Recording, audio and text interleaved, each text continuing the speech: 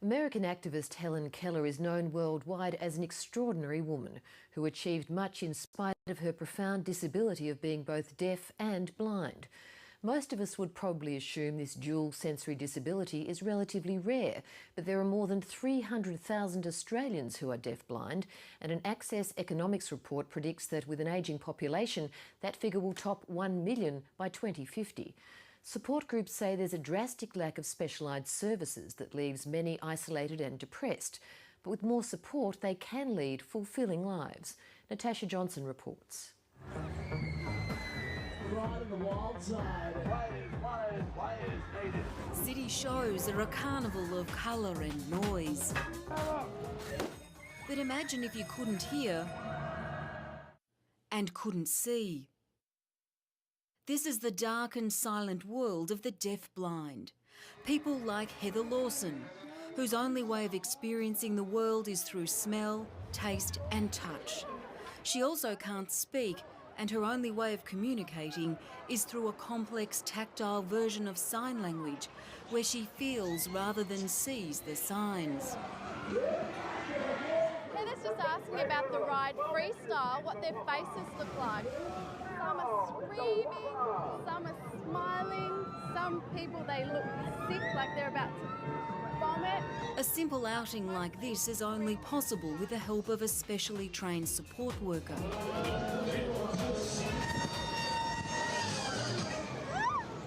While Heather Lawson has a support worker by her side for about 20 hours a week, most of the time she's on her own, living independently, travelling on public transport and hoping passing strangers will notice and assist when she needs help.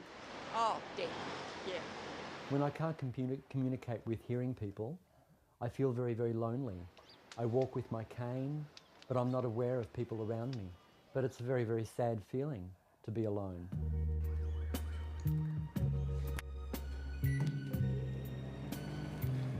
52-year-old Heather Lawson manages to live by herself thanks to a variety of aids like a vibrating pager, which alerts her to the phone, doorbell or smoke alarm. But 25 years ago, she could never have believed it was possible. She has a genetic disorder called Usher syndrome and was born deaf, a disability she says she dealt with fairly easily. But losing her sight in her 20s was terrifying. I wanted to kill myself, really. It was so frightening, not knowing about the environment when I was out there, frightened of the world, really, frightened of everything. They sit at home in absolute isolation with no support from anywhere.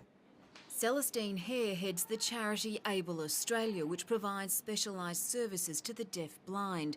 She says it's wrongly assumed to be a rare disability, yet a report it commissioned by Access Economics found that more than 332,000 Australians are affected at a cost to the community of $10 billion a year. Deaf-blindness is a unique disability. It's been a forgotten disability, and the simple reason it's being forgotten is that the numbers are considered not significant. With an ageing population, the number of sufferers is tipped to top 1 million by 2050. It is a problem that's going to get worse. Heather Lawson has a sister Jeanette and a brother Alan who also have Usher syndrome. Their parents had to cope with 3 of their 6 children being born deaf, then going blind in adulthood.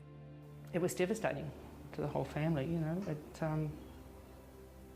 But it was just, again, another hurdle we had to get over with them. Sometimes I think, could they have had a little bit more of my sight or my hearing? I think we all take too much for granted. They're unable to work, but Jeanette Lawson married and has raised 3 children. Alan Lawson has competed in duathlons, and with the help of an art therapist, he loves to paint, even though he can't see his finished product. And so what ideas have you got for a new painting today? What would you like to do? Maybe a beach with waves, and then I want some sand as the next layer. And then in the background we're going to have some bush and mountains and trees. After overcoming her fear of just walking out the front door, Heather Lawson has pursued parachuting, rock climbing and snow skiing. From the adventurous to the ordinary, like shopping, banking and doctor's appointments, every activity requires an interpreter proficient in tactile sign language, but there's a national shortage of them. And Heather Lawson says until she found Able Australia, she spent 20 frustrating years bouncing between services for the deaf or services for the blind. Well, we're stuck in the middle. We're deaf and blind. So if I found the appropriate service within the blind community, no one would sign. If I found it within the deaf community, nobody knew how to adjust that language into a tactile mode. It's extremely frustrating. Able Australia operates in Victoria and Tasmania, but says there's a drastic shortage of specialised services in most other states and country areas, and it's lobbying all levels of government to provide more. Time for government to now act, because if we keep ignoring it, it's going to create an absolute crisis. While many lead limited lives, Able Australia says Heather Lawson and her siblings show how proper support can rescue the deaf-blind from being shut out of a world they can't see or hear.